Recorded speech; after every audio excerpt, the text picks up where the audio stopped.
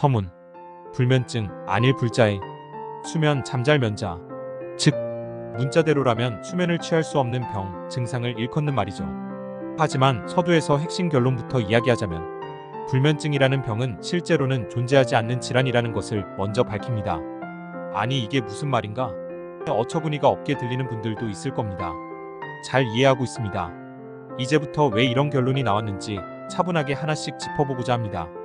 태고적 수면 습관. 태고 이래로 인간은 해가 떠서 밝은 빛이 비치는 낮에는 각성을 하고 깨어서 수렵, 사냥, 농업 등의 활동을 하고 밤이 되어 어두워지면 수면을 통해 낮 동안의 활동으로 지친 심신과 축적된 피로물질을 분해하고 새로운 에너지를 비축하는 패턴을 습득하며 반복적으로 그 사이클을 되돌리는 습관으로 적응을 해왔습니다.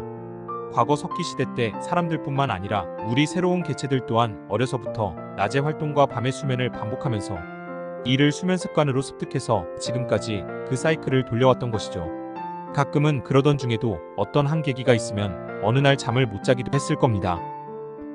가령 쏟아지는 업무나 시험 준비 등을 급하게 준비해야 하는 의무감에 고의적으로 잠을 안 자고 밤을 새우거나 데이트, 소풍 등으로 설레는 내일을 기대하는 흥분에 잠이 오지 않기도 하며 고민과 걱정 때문에 뜬 눈으로 밤을 새우는 날도 있을 것입니다.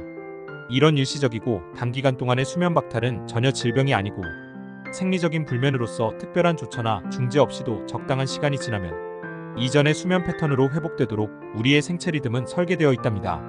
마치 당겨놓은 용수철이 어느 정도의 범위 내에서는 점점 자신의 위치로 되돌아가려는 것과 마찬가지로 이런 인체의 회복 능력을 회복 탄력성이라고 하죠. 건강한 사람들에서는 이런 자정 능력으로 질병으로 발전하지 않고 일시적인 에피소드로 증상이 발생하고 자연 소실됨으로 질병으로 보지 않는 거예요.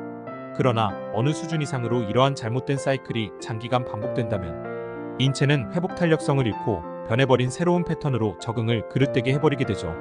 이제 질병으로 발전하는 단계에 들어선 겁니다.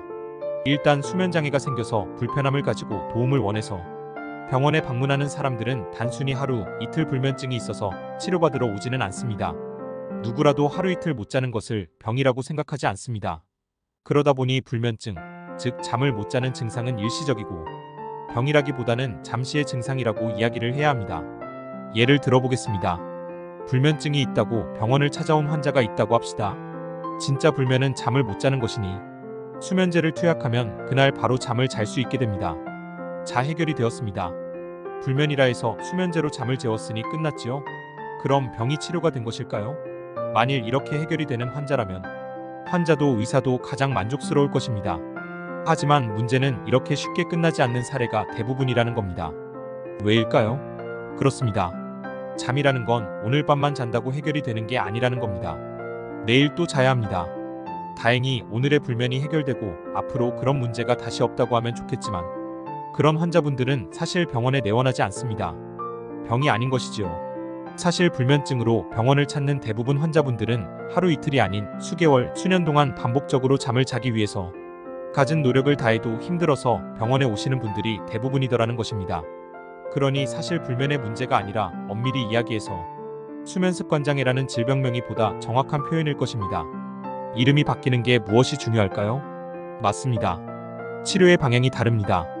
불면증이라고 한다면 치료가 잠을 재우는 것에 1차적인 목적이 있을 것입니다. 그것은 사실 쉬워요. 어떤 약이든지 많이 먹으면 잠을 자게 됩니다. 엄청 많이 먹으면 어떻게든 잠이 듭니다. 반대로 수면습관장애라면 이야기가 다릅니다. 치료의 목표는 잠을 자는 것이 아닌 습관을 교정하고 바꾸어야 하는 겁니다.